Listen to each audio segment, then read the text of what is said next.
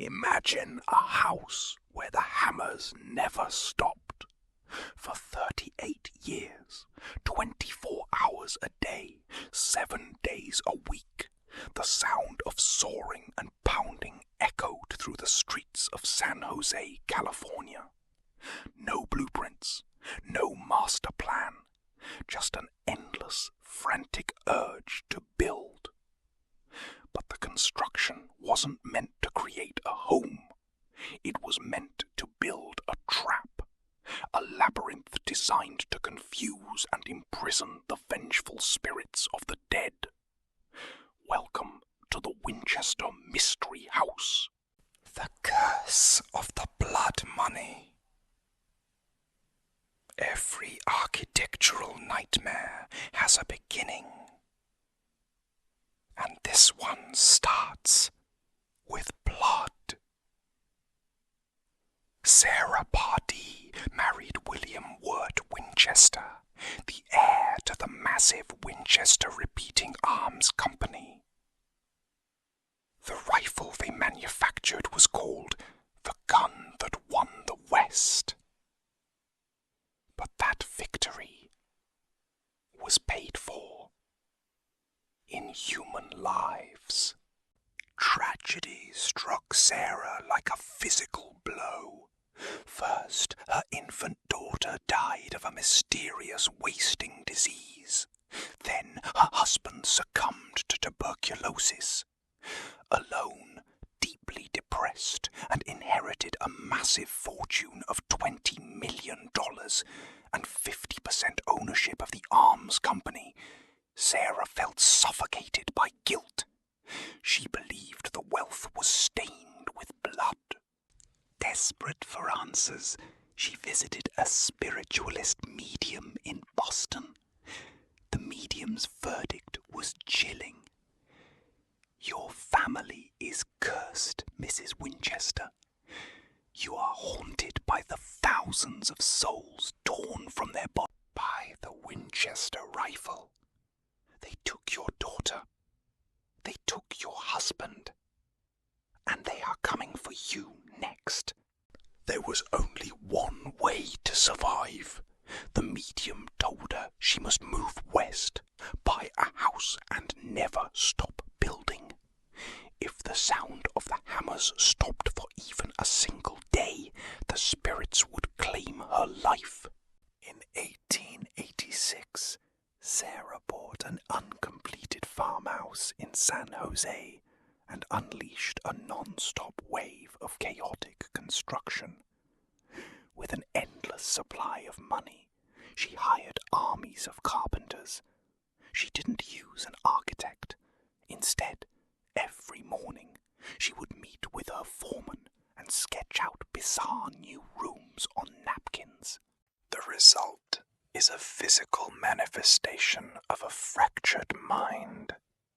The house expanded into a sprawling 160-room labyrinth filled with architectural anomalies meant to hide her from her spectral stalkers. The stairs to nowhere. Grand, winding staircases that snake upwards, only to end abruptly, slamming flat into a solid ceiling. Doors to oblivion. Second and third story doors that open to nothing but a sheer 30-foot drop onto the concrete courtyard below. The seance room. A secret room at the very center of the house, with one entrance and 3 exits, where Sarah would sit every night at midnight, communicating with the spirits to get the next day's building plans.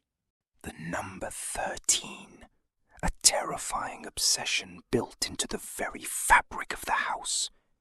Windows with 13 panes, chandeliers with 13 candles, ceilings with 13 panels, and even Sarah's will, which was divided into 13 parts and signed 13 times. The caretaker's testimony, the real terror. When Sarah Winchester died in her sleep in 1922, the hammers finally fell silent. But the entities trapped within the maze never left. Modern-day caretakers, tour guides, and maintenance workers who walk these halls alone have documented terrifying, unexplained encounters. Clyde, the Phantom Maintenance Man. The most famous spirit witnessed by modern staff is known as Clyde. Multiple caretakers working after hours have reported seeing a man in heavy Victorian overalls Pulling a wheelbarrow full of coal down the basement corridors. When approached or called out to, Clyde simply vanishes into the solid brick walls. The Whispering Labyrinth. Caretakers tasked with locking up the mansion at night describe an oppressive atmosphere. With 40 bedrooms and 2,000 doors, the house acts as a massive acoustic anomaly. Workers have reported Hearing their names whispered directly into their ears when standing in empty rooms, or the distinct, heavy thud of phantom footsteps pacing back and forth on the floorboards directly above them, even when they are standing on the topmost floor. perhaps the most bone-chilling phenomenon reported by the property's security guards is the echo of the past. Late at night, long after the tourists have gone, the distinct sound of rhythmic, distant hammering and the scraping of handsaws Can still be heard vibrating through the walls of the unlit, empty rooms.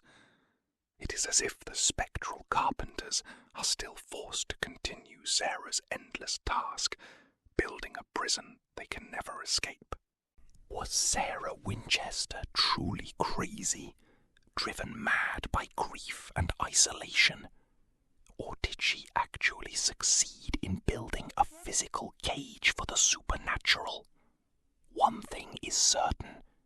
If you ever find yourself walking the halls of the house alone, be careful which door you choose to open. You might just step out into nothingness, or into the arms of the souls who never left.